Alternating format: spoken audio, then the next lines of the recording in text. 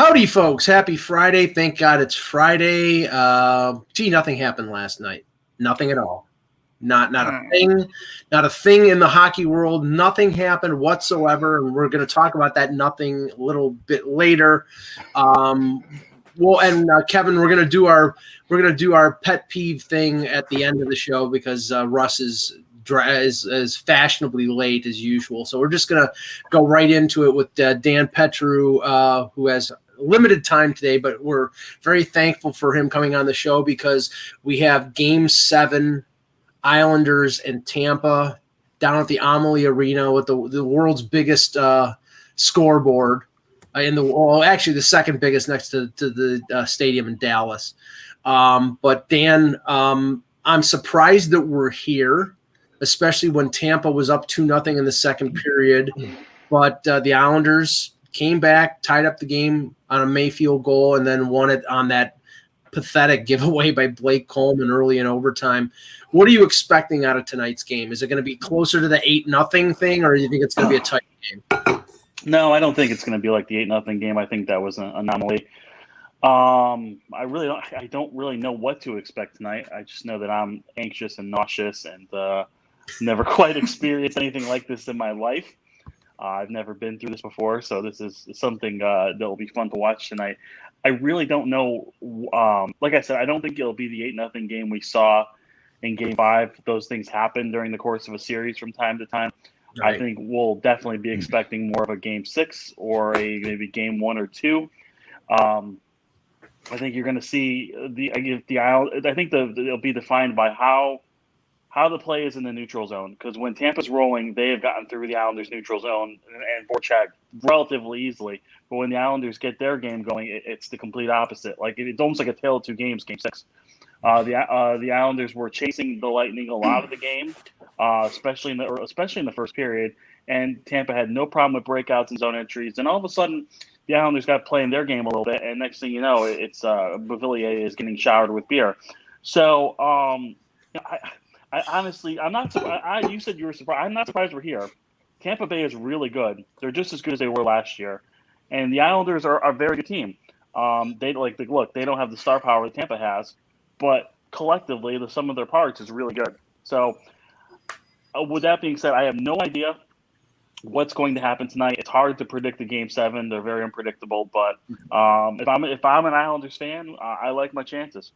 Well, I'm surprised in the sense that when they're up 2-0, I expected Tampa to wrap it up. And, I originally picked Tampa in 7 because I thought it was going to be a really close series, and it's turned out to be that. But, Kevin, John Cooper, as expected, did not give us any kind of hint about whether Kucherov is available or not available. So he's going to play this out. I wouldn't doubt if Kucherov has 3 broken ribs that he's going to skate around in the pregame skate tonight.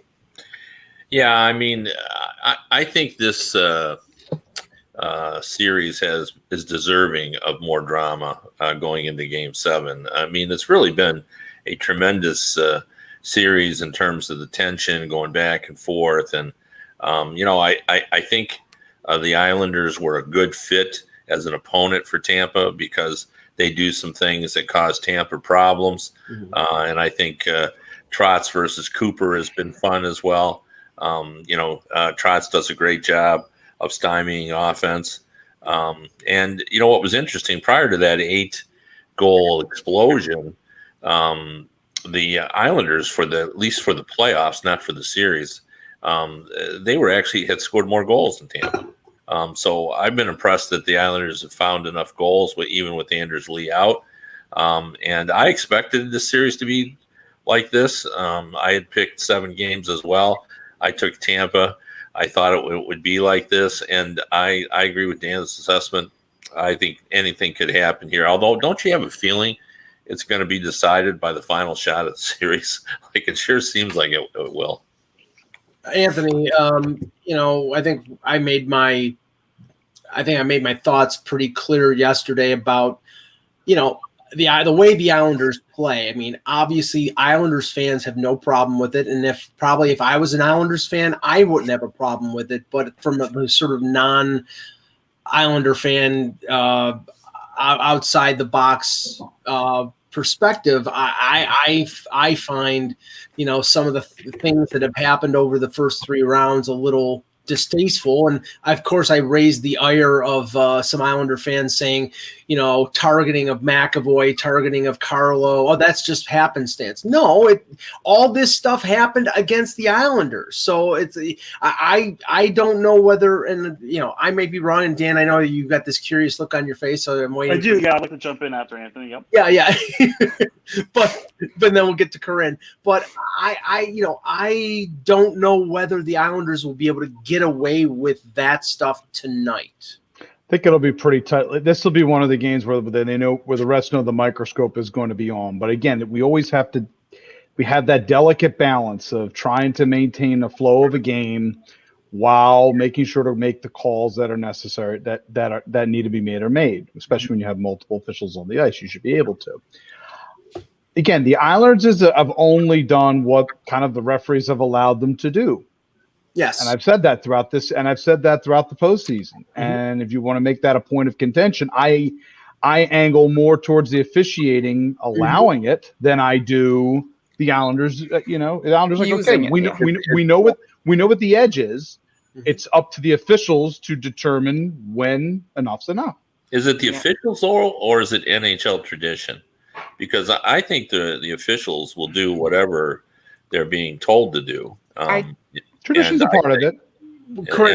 I think the tradition of allowing the players to settle playoff games is too overwhelming. And until they're told not to do that, I think they're going to continue to do that. I don't agree. I think it varies depending on who's the ref, actually. And you know what? Well, that's always the case. You said, Mike, that you think it might be determined by whoever has the last shot. I'd be fine with that as long as it's not determined by whoever's the ref. And tonight, there's no Chris Lee. So that's one good thing. Just saw that, so I'm happy with that because ribs are very, very thankful in that respect. Well, yes, they are. So am I, because I don't think this game should be officiated by this guy. I'm sorry, but he's been consistently bad throughout the postseason. So what is he even doing in the 3rd round, still officiating games? I don't get it. And where's Wes McCauley? But yeah, he's injured. Apparently, they're hoping he'll return for the final. Reported. But Dan, Dan, you were looking sort of puzzled at what I was trying to say, and what I'm saying, I give the Islanders full credit. I mean, they're pushing the edge of the envelope, and as long as you're not being penalized for that, if you can do what you've been doing over the 3 rounds and get away with it, God bless. But I look at it and I'm like, I mean, Russ and I were both of the same opinion during the Bruins series. They were targeting McAvoy. Why not? Why wouldn't you though? They're finishing their checks on McAvoy. Well, finishing your check is one thing, but trying to knock him out of the game is another. But that's what the Islanders do. That 4th line will wear on you. So over the course of a 7-game series, you might notice it. But I mean, that's how they play. You know what it is, Dan? And I heard it on Sirius again this morning. Wait, before we jump in. I love the fact that teams like the Big Bad Bruins. The Big Bad Bruins these are the Big Bad Bruins. I've never seen the Big Bad Bruins whine more about officiating, and I just find that really. Well, listen, everybody has whined about officiating. To be because fair, it's a league-wide problem, and it starts with the league. The whole letting the boys decide the game is ruining the sport. Yeah, no, it's a league-wide problem. There's no question. But what I'm saying is, when you get calls like on Sirius, and they said, "Yeah, we took out Kucherov," it's like. That really shouldn't be the point of a game is to take out a guy because even no one on the team said that. Did a fan say that or did a player? No, a fan did. But that's a stupid phone call. I know, but that is the mentality right now. And look, whether he plays or not, I think Tampa still has enough that they could beat the Islanders. Of course, and I give the Islanders credit because the way they play full max out, and that has been getting them great results. But yeah, it's a league-wide problem. There's nothing that's going to happen. And you know what, Corinne? It really doesn't matter. They all stink at the moment. Like, it doesn't matter which ref you get in there. It's like we're seeing guys – basically what Mike said the other day is when that one ref was not mic'd up and I guess was talking to somebody and said they are going to let guys settle things, this is what happens when you let the players settle things. That's what it is. You're telling me that Connor McDavid didn't draw one penalty in that series? Yeah, I know. Yeah. No, it's and okay, and like I said, as Kevin said, there is a tradition in the league to let things go in the playoffs. I get that. I referenced it yesterday. I remember watching a series in the late 80s between Chicago. This was like the Roenick Larmer Chicago Blackhawks against the Minnesota North Stars. And literally, there were bodies strewn all over the ice, and nothing was getting called. The only time somebody got called was when somebody got high stuck in the face and he drew blood, and there was no option. Even that wasn't called this year. I mean, look at the Corey Perry's nose, for crying out loud. He looks like Rambo.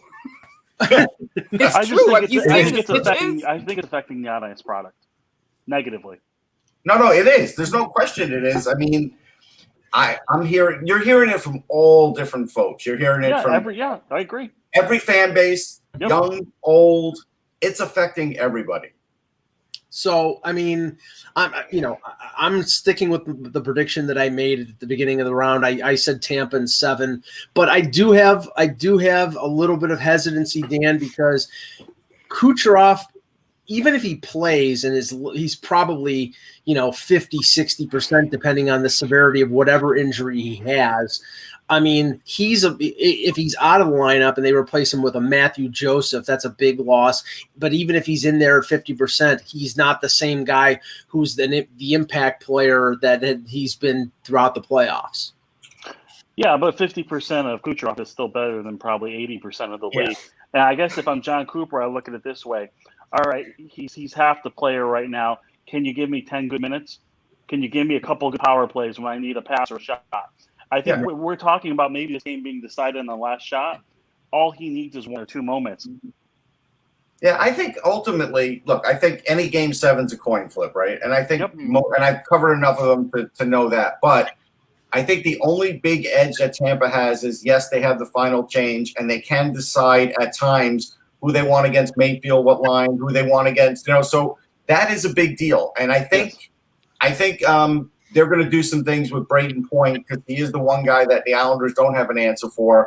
And that's, and the Islanders will do the same thing with Barzal, but they won't have the home ice change. That's the only difference. Yeah, I mean, it has to be said and Kevin, you first, it has to be said how amazing it is that Braden Point tonight could tie Reggie Leach for the most consecutive goals. I mean, I was 9 years old, but I remember watching that. 10 games in a row, Leach scored a goal. And, in a league that, especially in a playoff where Montreal and Islanders are playing, maximum shutdown hockey, a guy scoring 9 goals in 9 consecutive is unbelievable. Yeah, and we're still just kind of discovering him. Like, everybody knows how well he's played in the postseason, but he still doesn't have the level of acclaim that he probably should have for how good he really is in the playoffs. But it's been phenomenal. Like. And it's so hard to score a goal. And you look at in this postseason, the defense that's being played by the Islanders, and yet he still finds his way to get his goals. He's been very, very impressive. And Kucherov, of course, has 1 billion points. So, we're going to exalt him like we always do. But Braden Point has probably been more valuable than Kucherov because of the goals he's getting, because it's just hard to get goals. See, I don't mind Reggie Leach either, because as a kid growing up in New York, Reggie Leach and Rick McLeish were the least of the dirty Flyers that so I didn't hate them as much with the same vitriol as some of the other guys. But you didn't like the diver known as Bill Barber? Listen, you know what? I had a lot of respect for Bill Barber. I knew he dove, but this guy could play. And so, Bill Barber, I did have respect for. But Bill Barber was the most exaggerated diver in the history of the world. Yeah, there's no question. I mean, it was just like, it was comical, like he would just launch himself. Yeah. It was hilarious. Compared to Nazem Kadri, he was Greg Louganis. Yeah. Anthony. You notice I wasn't arguing with any of that. Anthony, the thing that puzzles me about Tampa Bay, and like I said, we're gonna get to Vegas, Montreal in a few minutes. We're just gonna do this while Dan's on the show. Braden Point is making $6.75 million. That to me is more obscene than Kucherov being on LTIR all year, because Kucherov at least was injured. You know, Braden Point should have broke the bank, but because Tampa accounting too, right? Yeah, and the no Florida State tax and all those things. Okay, well, that is something that they have leveraged. And again, it does come down to the player deciding, you know, hey, this is the place that I want to be. I'm being paid fairly well for my services. So, you know, you're saying comparatively with some of the other production, but it's the old phrases, you know, where's the place that you're happiest to play, you know, where you feel like you're having the best balance of making good money while playing on a highly successful hockey team. That's the thing, and it's to their credit as well, because, you know, so many of their players are now taking team-friendly discount deal, a bit like Max Brodeur did with the Devils for years, because he wanted the team to win. Kind of leave cap space for other people. Otherwise, you end up on your own and you can't win with 4 players making like $10 million each. Yeah, I mean, the NBA has done a better job of that from the players' perspective. Now their salary levels are a little higher too, which I think makes it a little bit easier. But you know, they get together and say, hey, look, this is what we're gonna do. You know, you take this, I'll take that, and then we can all play together. They really do a good job of that. And if Braden Point wants to take less, I think he should be applauded because obviously he's putting winning first. He wants to be part of a winning team. So, and it's only obscene from the viewpoint of someone on Toronto, you know, from a Toronto perspective. Well, no, I was just about to say. I'm sorry, I'm tweaking your mic. I have to do that. At least John Tavares took $2 million less. He would have taken 13 from San Jose, so he took 11 to go back home. But he didn't, did he? He's not the problem, Anthony. I'm sorry, who are we talking about? That reminds me of one of my all-time favorite quotes from the former LA Kings owner, Bruce McNabb, who said, "$1 million here, $1 million there. Pretty soon you're talking about real money." So, but by the way, Dan, I want to get your input on this before you have to go. So after Game 6, as you referenced, Anthony Beauvillier had, quote, a beer shower. Alan Hahn, who was on ESPN radio, said that was a celebration of potentially the final game at Nassau Coliseum, whereas somebody on this panel, who I won't mention, said that it was a protest against the bathroom situation at Nassau Coliseum. Do you have any insight on what that was? I'm not familiar with the bathroom situation at the Coliseum. I'll explain it after. It was me. It's fine. I knew it was you, though. I already knew that. We weren't guessing. I don't quite understand it. I think Barzell said it best. He's like, okay, that was weird and a little dangerous, but we'll go with it. I don't quite understand it. I think the rally towels throwing them probably would have been better. But, this fan base is a little odd. I'm not going to lie. And very passionate, delusional, crazy. Look, if they get to the final and they clinch on home ice, the fans will tear down the Coliseum for them. Yeah, so I think it's bad now. If they won on home ice, I don't even know what would happen. So no, but Dan, I heard from a couple fans. We all knew that when Nassau Coliseum got remodeled, they didn't do anything about the bathrooms. And apparently, they made it worse, actually. Right, and apparently for these games, they didn't even have enough porta potties, knowing that the bathrooms wouldn't be good enough. So what happened was, in between intermission, before the overtime, people got stuck, and a lot of people did not get to see the goal. So when they went back to their seats, the beers that they kind of stored up for overtime, they threw on the ice. Now, I'm not saying it's right, but that's what I've heard was the deal. Interesting. It's an interesting conspiracy. I don't know. It's possible. It's very possible. We had 3 or 4 people in this chat room say it would take them a half hour sometimes just to go from their seat to the bathroom and back because the lines are so bad. Yeah, I used to try and sit where I knew where bathrooms were, and then when we were hanging on a TV timeout, I'd run right before the TV timeout. I mean, that's crazy that you have to be that way. Mm-hmm. But yeah. That'll all be over soon, so the new arena will have plenty of bathrooms. Correct. The new arena looks great. Yes, and they've sold out all their season tickets apparently, which is I think fairly impressive. So when did they say that building's going to be ready in November?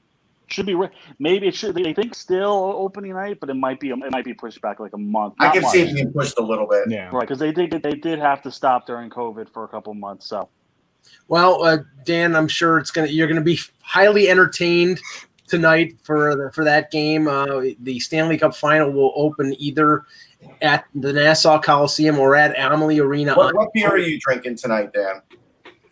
I don't know yet. It's gonna be a lot though. It's gonna be a lot, and I know Russ, you're the closest one, right? So if I need bail money, I can call you, right? Yeah, you can call me. Okay.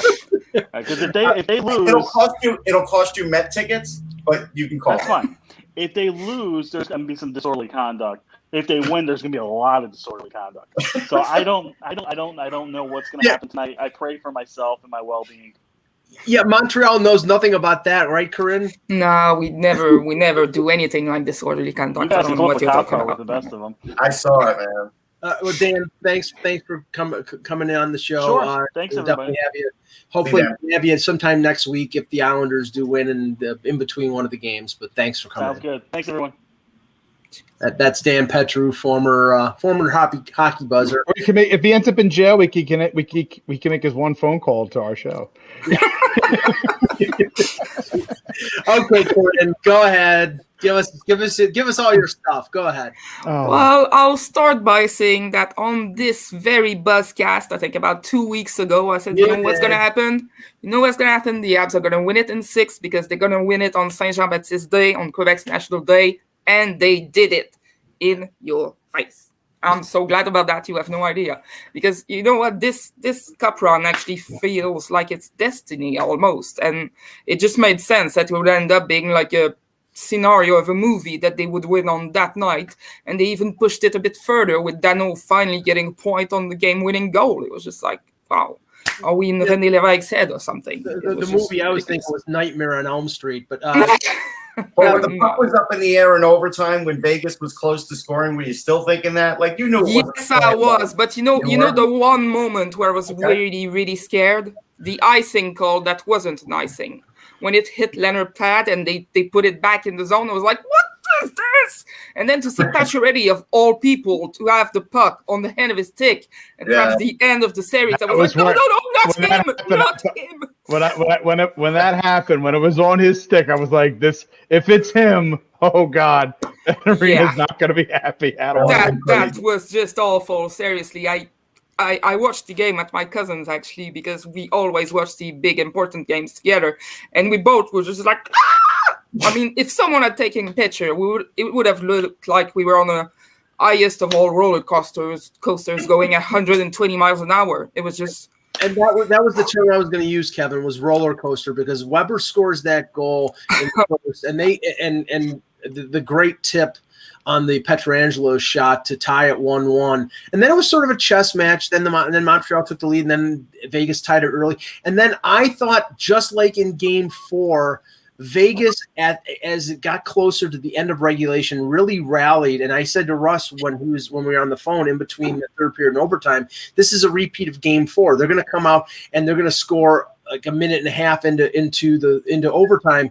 Problem was, it was Montreal that scored in a minute and a half. You know what? I really thought that Montreal would win that overtime. As I was thinking to myself, if they resist the third period, they're going to win in OT. But they needed that break to settle, though, because the defense was totally gassed. And that's normal because they've been using the top four so much. Right. And two of the top four are really injured. I mean, Weber had a first goal, but his thumb is still broken. Yeah. Petrie's got 2 fingers dislocated. He can't shoot anymore. And on that Weber goal, I'm not even sure if it goes in if Jesperi Kotkaniemi doesn't do that amazing screen. Seriously. And yeah. But Kevin, your thoughts? Well, I mean, this is just one of the most impressive performances from a team for 3 rounds that I can remember. And I've covered the league a long time. And, you know, what struck me last night, I ended up writing about it today. And we talked about it on previous shows. You know, I've been around long enough to have seen all the different trends for trying to win. You know, back in the 80s and early 90s, there was the big goalie trend. Everybody was trying to get big. And just in recent years, we've talked about teams getting heavier. We've talked about the getting younger and the speed and everything.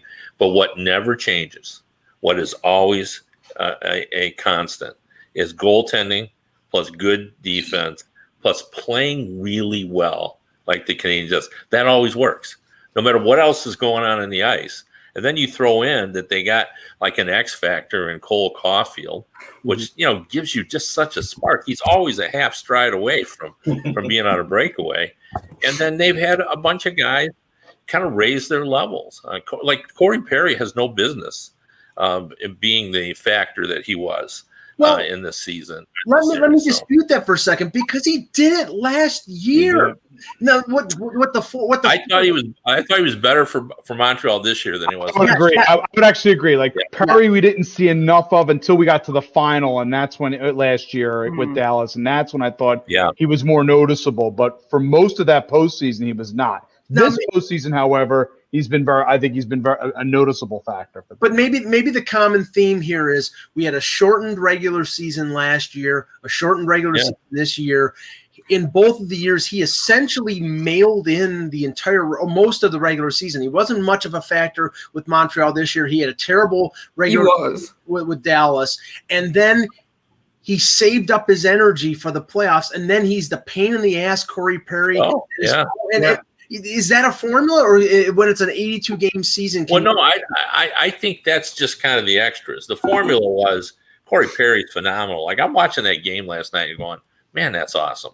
You know, that's just, like he just played so well, and the defense played well enough against. I mean, Vegas was the third highest scoring team in the league this season, and they only got 2 goals, 2 or fewer goals 5 times out of the 6 games. So, the formula was they just took the time trusted formula of being really good in goal and being strong defensively, and they just played really well. Like, they played so much better than Vegas. So that's my thing. They did, and I want to turn this into a little bit of a postmortem on Vegas, because we'll talk more. Hold on, I want to talk about Montreal first. Yeah, go ahead, go. So, what I wanted to say is, we were all kind of like not getting when Caulfield didn't get in the series early on, right? And I went back just now and looked. I ranked Caulfield 6th in that draft because I thought he was special. I did, and we're starting to see plays like he made that goal was a special play. Like for a young player to make a heady play like that and get around the defenseman and go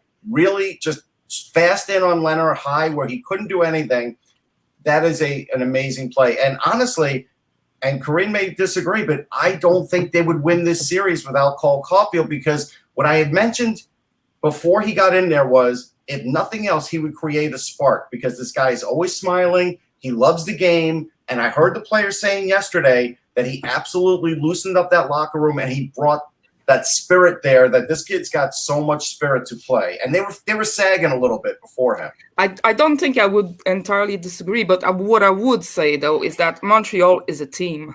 It's just a fantastic mixture. Yes. You know, so you can't really pinpoint one person's that's been but then you head and like shoulders above everything else. But before Caulfield got in, didn't you feel like they needed a spark and a potential offensive Well, spark? yes, they did. But you know what I'll tell you, though, Caulfield, yes, he's amazing on the ice and off the ice. What I really liked about the guy is that when Leonard came out and said, we had scouting on him, we knew he was shooting 5-hole or eye up, and, you know, I know how to stop him. Caulfield's reaction was just priceless. He was like, well, I'm glad he's opening his big mouth. He's thinking about what I'm doing, and that's a good sign. And then he backs up what he just said by scoring goals in 2 consecutive games. I go back to what this is a kid. Yeah, I go back to what Caulfield told me with the NTDP. He said, look, I know there's a book on me. I know people know where I shoot from and how I shoot, but I'm constantly changing my angle. I'm constantly changing my shot just a little each time, because he knows, and he knows that's enough to make a difference, even if a team is scouting him. And he knew that when he was, 19 years old. Anthony, I love the comment of former Flyer Eric Gustafson. Apparently he was, because Eric Gustafson was a teammate of Alex DeBrincat in Chicago, and he was asked about the comparisons between Cole Caulfield and DeBrincat, and he deadpan said, I thought that was DeBrincat. So it's like, I mean, and Russ and I were talking about this yesterday.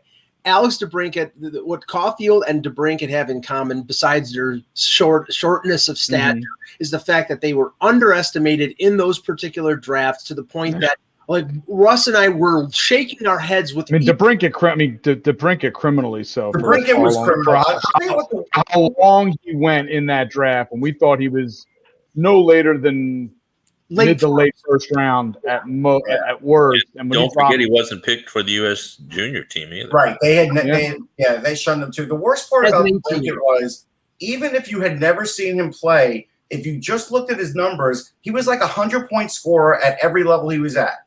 Every single level he dominated. Every single level he was a top scorer, if not the top scorer in the league, top 5, and yet that still happened.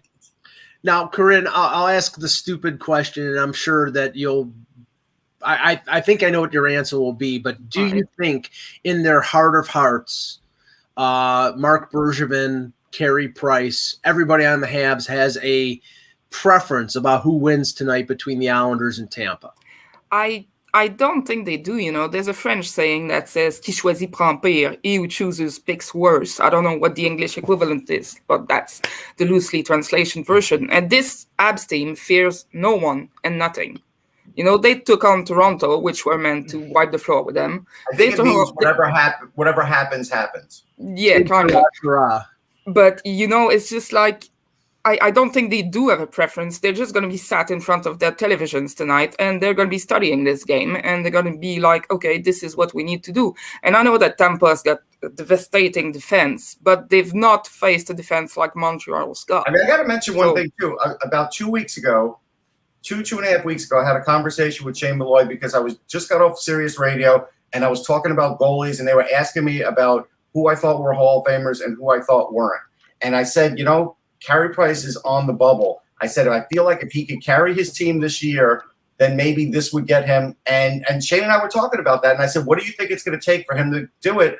And we both came up with, you know what? If he gets to the conference finals, that's really close. And if he gets to the cup, then he's on par with Henrik Lundqvist. And we were talking about it. Like I agree. This run reminds me a lot of Lundqvist's run. Yeah. I think. Sorry. Go ahead. Finish. Sorry. Go ahead. Well, I just want to say that I think Price, whether or not he wins the Stanley Cup, is in the Hall of Fame. For me, I think he's rewritten the Habs record book, so I think he's in the Hall of Fame. What he couldn't get, though, if he doesn't win a Stanley Cup, he's not going to the rafters, because you need a cup to be in Montreal's ceiling. But I think he'd get in the Hall of Fame because it's not just the NHL Hall of Fame, it's Hockey Hall of Fame. Yeah, he needed to just carry his team one time in the playoffs, so everybody could lose that argument. That's what we both felt when we got off the phone call, and he's done that. He's done it in 2014 as well, before being injured by Kreider injury. Yeah. When are they putting up Yaroslav Halak into the rafters? Oh, they're not. There used to be the Alak Spring, but make way for the Price Summer. That's why I'm bringing it up. Yeah. Kevin, do you think that Montreal has a preference here, or I mean, well, I mean, I think you have to view Tampa Bay as the most talented team, but I don't think that I think they know they're playing as well as either of those teams, and they're playing as well as either of those teams. So I don't think they fear either team. But I mean, if I was a Montreal fan, I would want to get rid of Tampa just because they just have more weapons. I mean, they got arguably the best goalie in the world, at least the players think so. And they have a defenseman that's always in the Norris Trophy race now. And they got a dynamite offense when healthy. So I think if I'm a fan, I'd say let's just get rid of the talented team because we know we can work as hard as the Islanders. Now, Anthony, I always love these observations. I don't know if I believe them, but I heard somebody on Toronto radio this morning, and it wasn't specific to the Leafs. It was more about where the league is going if certain things happen. And they said that if it's the Islanders and Montreal in the final, that no matter who wins, it's going to be as impactful as the 95 Devils in terms of the way teams think and the way teams build teams and a focus on defense that will be sort of stifling like the 95 Devils was. Perhaps. I think there's definitely going to be, starting this offseason, I think a target towards really good defensive forwards. I think that's the one thing that both of these teams have is that these are defensively effective forwards, and they don't necessarily have to be, scorers per se, but that they're able to play with a lot of speed, disrupt, offensive flow. And I think that's something that could be a pattern. Do I think it's going to be a massive shift towards clutch and grab hockey like it was in the 90s with the Devils? Not necessarily going to be on board with that. I think we've had enough different teams win cups in recent years where it should be at this point when we know things are copycat in sports. But whatever your team's strength is, you have to leverage it. And if you make a complete shift towards something else, thinking this is the way you have to play in order to win, Kevin has laid out the blueprint. He said it in his own, what he says. The one thing that all teams have in common is you should have a good goaltender. You should have a team that plays strong defensively and is able to close out games. That should be the pattern in that regard. Russ, how much of a raise do you think Philip Deneau has earned himself in free agency this year? An amazing one. I mean, I give Boober Gordon credit on Sirius because he had brought it up more than a few times, wondering why during the season, like, he didn't have a contract. And so, yeah, now he could be a cap buster for them because he's really raised his worth. But, the other thing is, and Mike, when we talk about Vegas, I do think teams overreact to what happens in the playoffs and the Stanley Cup. And I do think Vegas is one of those teams because what happens is you fasten yourself against one of those teams and then another team like the Canadiens comes in and they're not that team. They actually have a blend of everything. And that is, and it's a lot harder to get that blend of everything, by the way. That's why Bergevin did a great job in the offseason by really looking at things that were missing on that team and trying to do it, even with the expensive backup goaltender, which I think the whole group here backed that up because we knew Price was getting overplayed. So a lot of those things did lead into this. And Kevin, go ahead, Kevin. Well, I was just going to say one thing that I would say, because we all know how overcoached the NHL is. And, the modern coaching system is so elaborate. Like, they study what all coaches are doing. And now we've had 2 consecutive seasons where Barry Trotz has taken a team that, didn't look like it was going to be able to make a run. And they've made a run. And he did it without Anders. Remember how poorly the Islanders were struggling to score a goal. Oh, yeah. At the end of the season. So I think a lot of people are going to look at what Barry Trotz is doing. A lot of coaches around the league and saying, okay, what is his system? What is he really doing? Because it's been effective in 2 consecutive postseasons. There's no doubt about that. Now, shifting to Vegas here, and I was mentioning this to Russ yesterday, the team that reached the Stanley Cup final in their first year, 17-18, and the team that just lost in the conference final or semifinal for the second year in a row, these teams are night and day in terms of the way that they play. They were the little engine that could that year that they made the Stanley Cup final. They were fast. They were sound defensively, and they had great goaltending. This team, they're big, they're lumbering, and their goaltending, in spite of spending $12 million on their goaltending, was second best in this series. And that's why I wonder, Kev, with an owner like Bill Foley, who I think is a bit reactionary, that's why I was talking about Peter DeBoer potentially losing his job, because I don't know where they go with their team so up against the cap. Well, that's the issue. And I agree with you about their owner. I mean, I think he tends to overreact. However, I don't see them getting rid of Pete DeBoer. I think there's a pretty good recognition that he's done a really good job with that team within the management group. And I think even Foley is aware that he's done that. But I think they're going to have to look long and hard. And, where I said a week ago, well, I guess they'll just come back with both goalies again next season.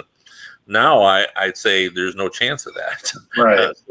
I think because they've got to find some cap space. Right. Because they're going to have to address their center situation. So, something's got to give. And I think there will be something significant that happens to that team, even beyond the goaltending. I think some people are going to have to be moved. Well, here's what we have to talk about, though.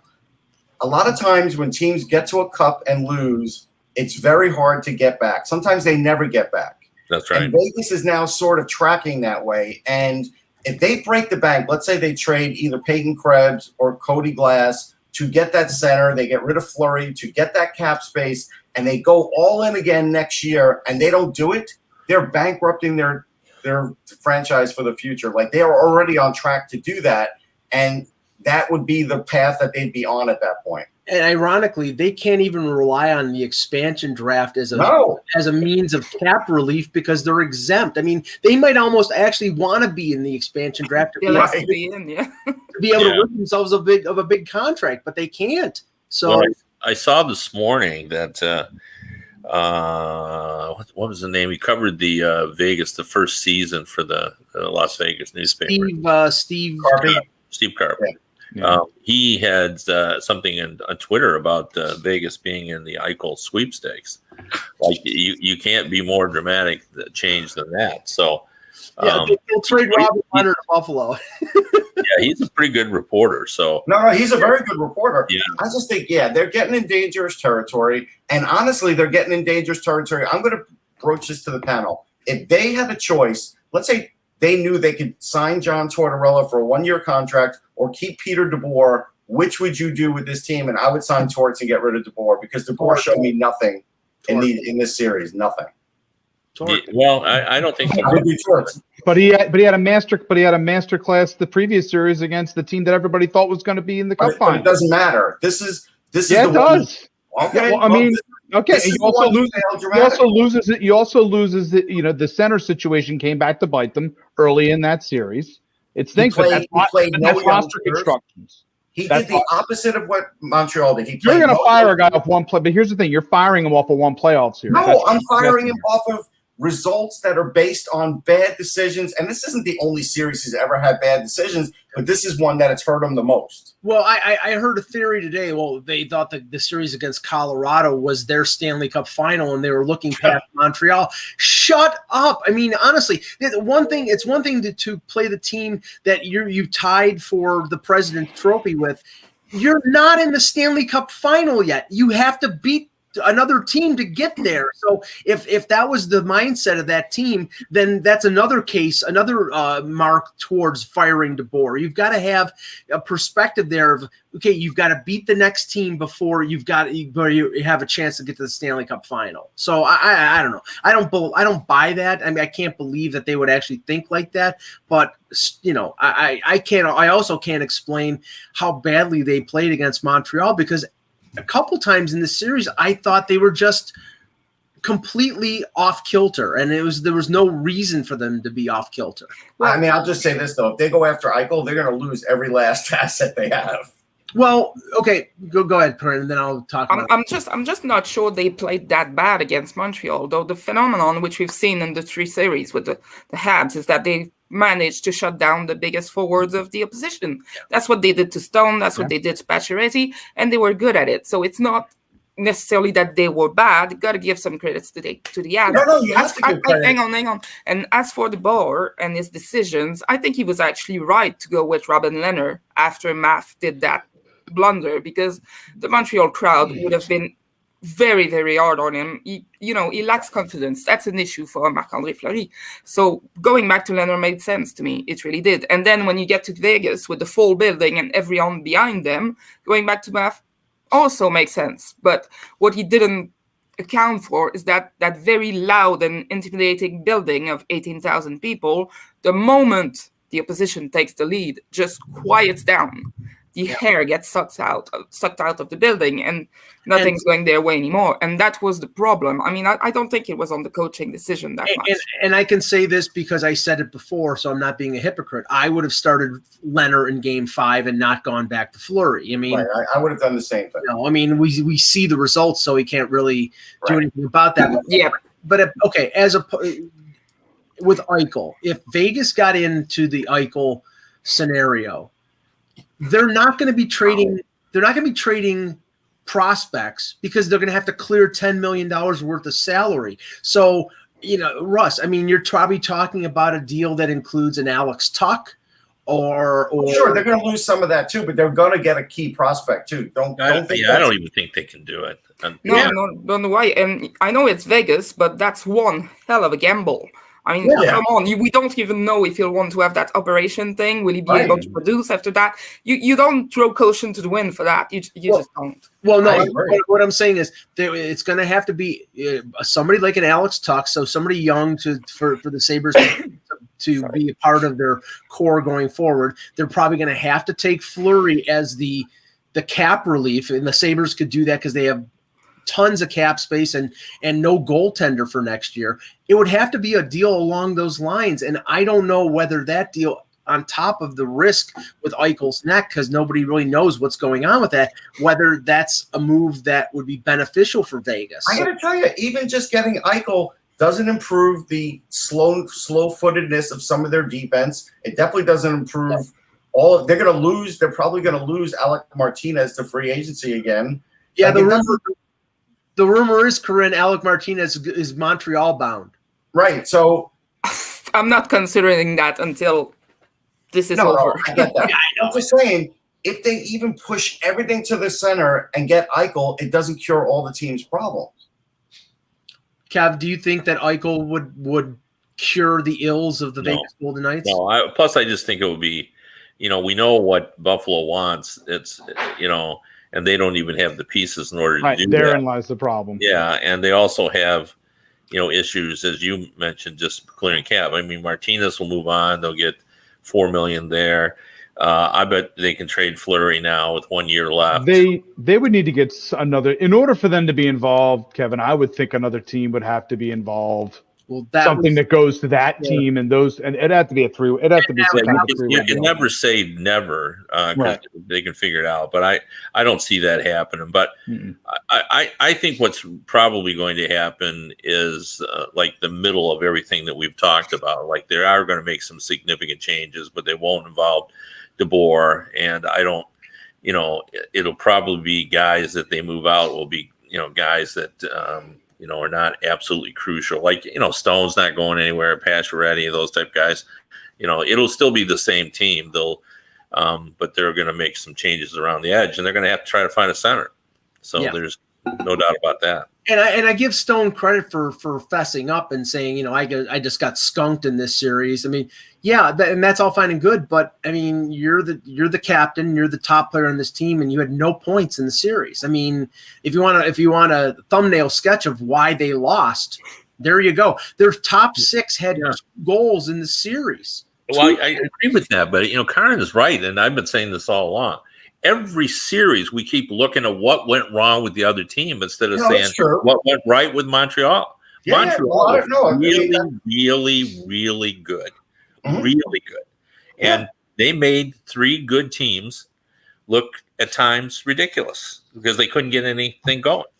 And I think we're losing sight of that. So, I mean, I agree that, Vegas could have been better. They could have been better in the other series as well. But, sometimes you're not because the other team is very good. And can they do it to 4th? We'll find out. We'll find out next week. But Corinne, I have the solution.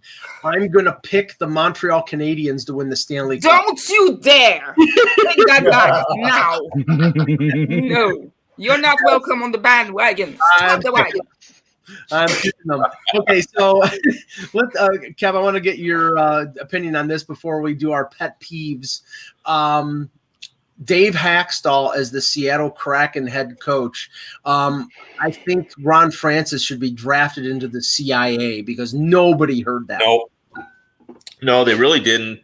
And I don't know whether the story was true, but I love the story that he developed his interest in him by a car ride during a scouting trip.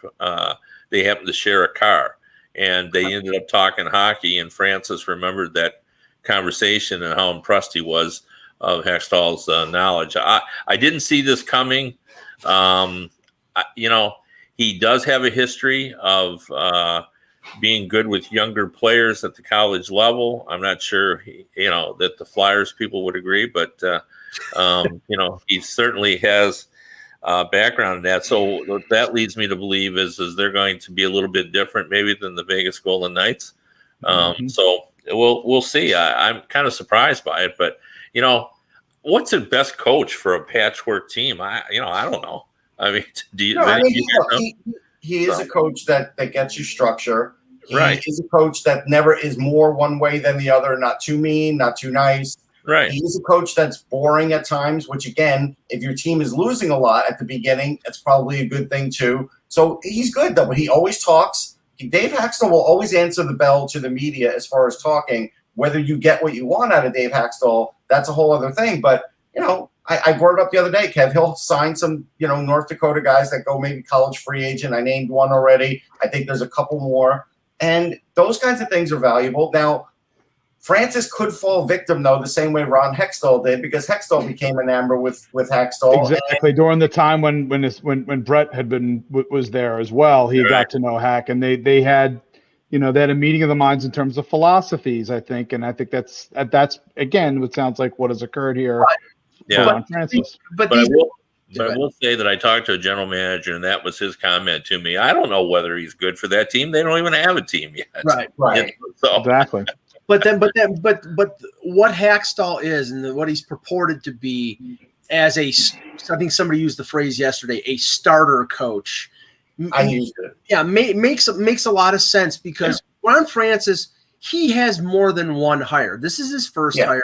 If Hackstall establishes a structure and teaches young players how to play 2-3 years down the road, if they're ready then to be a playoff team, maybe he's not the coach. Maybe they move on to somebody else. And, I'm sure Hackstall is not thinking about that right now. Maybe Francis is not thinking about that right now. But 2 or 3 years down the road, he might be thinking about that. And that's not a bad plan to have. So, and then, it is right. He doesn't have a team to even coach right now. So he doesn't know who the players are going to be. So that'll be the interesting thing next month. So, okay.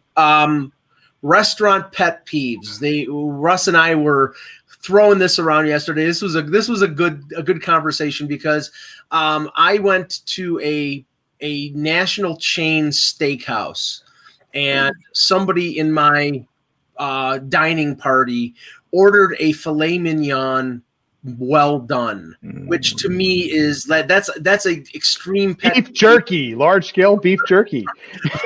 Yeah, that's an extreme pet peeve because basically you're dining on shoe leather. Then basically, it's what it is. But start with you, Kevin, because you've got a backlog of these. Give us one of your pet peeves, and then we'll go around the horn.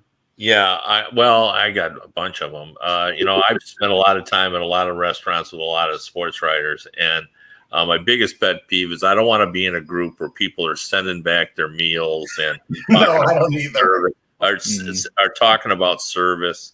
Like males don't talk about service. Like we go, we order our meal, then we chat. When it shows up, it shows up. We eat it. We continue to talk. We have some beers and drinks. We don't talk about whether the service has been good or bad or indifferent, unless obviously something catastrophic happens. So that would be probably my biggest. Russ found it hard to believe that I'm of the same mind. I will never in a sit down restaurant send something back to the kitchen. Russ found that because you'll unwrap your McDonald's burger, and if it's not right, you're rushing inside. I'm rushing inside. And get a new one. Russ, I make sure I go inside because I make sure that they're not going to spit on my burger when you don't know what they're doing in the kitchen. That's the whole point. Look, I've worked in kitchens. I get that. But I'm just saying I was skeptical. I'll tell you a big pet peeve of mine. And this has been going on ever since I was in the hotel restaurant business and learned how to know the business and cooking a little bit. The hoax of the shrimp cocktail. It's anywhere from $10 to $20. It's the same 4 or 5 shrimp, and it just decides how much lettuce they're going to give you, how much tartar sauce they're going to put in the middle to spread it all out, and they just kind of plop the shrimp on the side, and they make it in 30 seconds, and they make like 400% profit.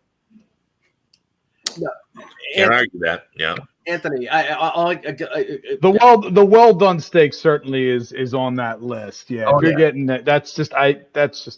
And I grew up in a house where my mom tended to overcook the steaks, and I didn't understand how what was the fascinating with steak. My dad would put ketchup on it before he tasted it. Yeah, A1. Yeah, I'm definitely no steak sauce. Oh, that was a rule. My dad owning a grocery store. It's like anybody buys an A1 steak sauce, you're like,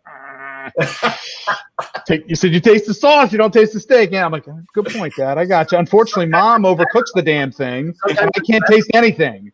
So, well, Anthony, pet peeve for me though, honestly, in a restaurant probably would be when I see like a $30 drink, like if they have a mixed drink that's bordering on $30 from the mixologist. It's like, yeah, send me a beer, please. Give me a beer, please.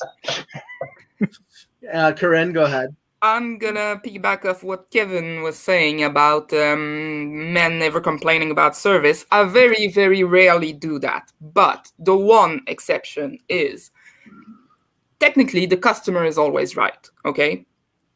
Can we agree on that? Yeah, and generally it seems to be the case, but in Europe or in certain countries in Europe, it's not.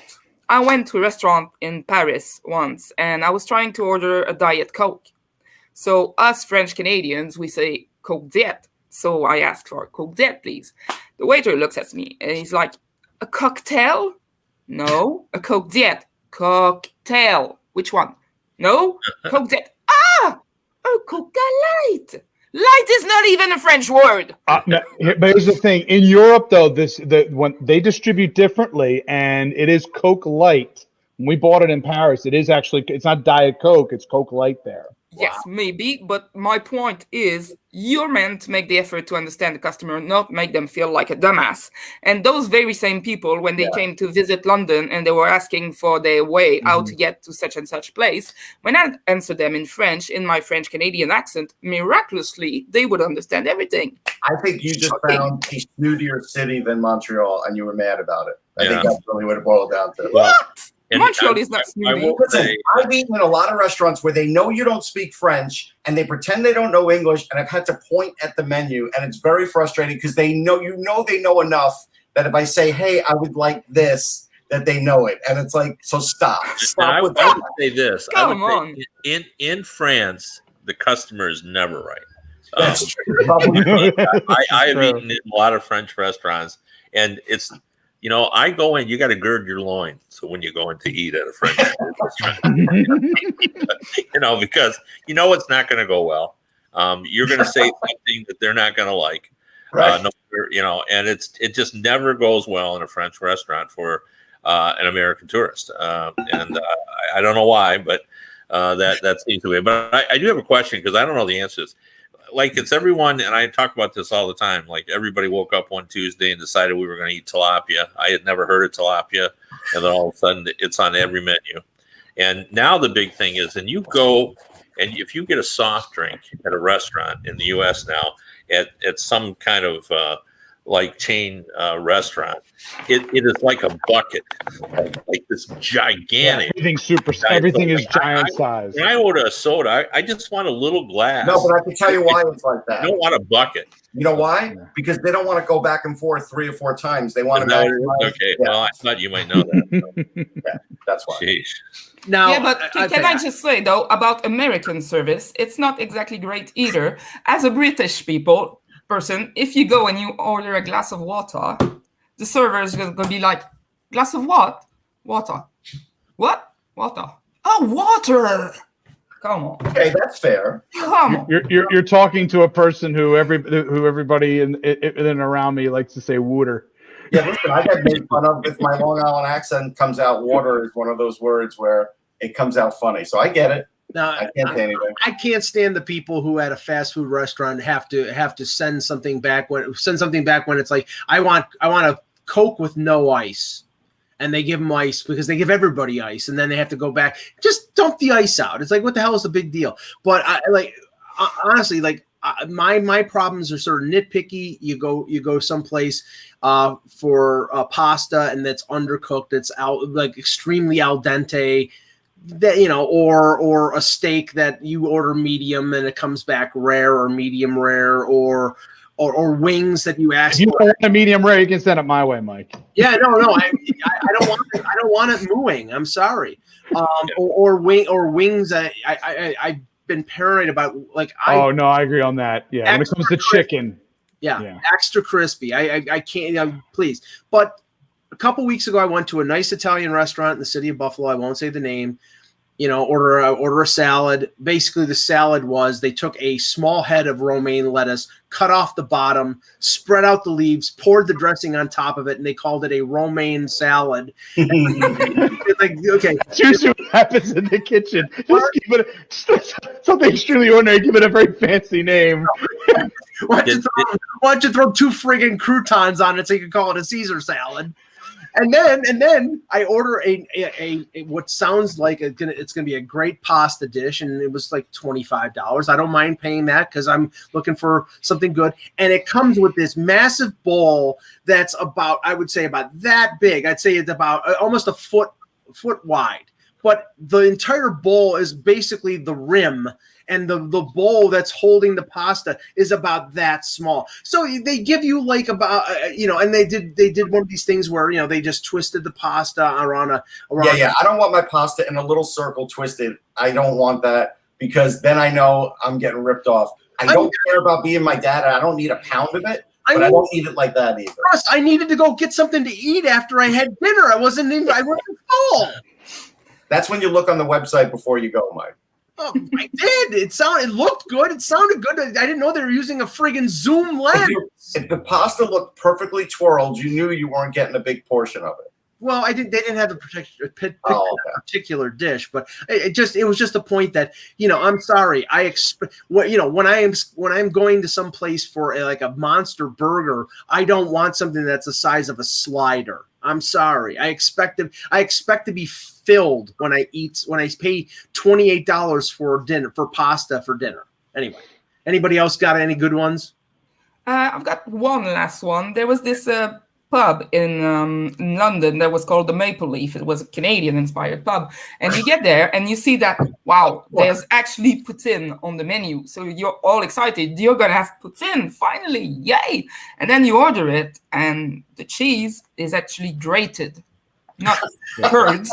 So what you're presented with is like a bunch of chips in, French fries for you guys, with a lot of sauce and melted grated cheese. It kind of looks like a fried soup, and you're just like, this is all wrong. That's the one time in my life where I feel you in London or poutine, and that's all I'm going to say about that. Well, you know what it is. I mean, that's like passing off the Montreal bagel being as good as the New York bagel. The Montreal bagel reference is going to end up in this conversation before the show is over, Russ. Corinne, you should have known better than to go into a place named the Maple Leaf and expected to be happy with the service. That's all I know. No, the service was fine. It was just that their idea of a poutine was just all wrong. Yeah. It's like they've never tasted it. Incredible. Okay. All right, guys. Great show. We will be back on Monday with another edition of the Hockey Buzzcast. For Dan Petru, for Corinne, for Anthony, for Russ, for Kevin, I'm Michael Agello. Thanks for watching. And remember, without the buzz, it's just hockey.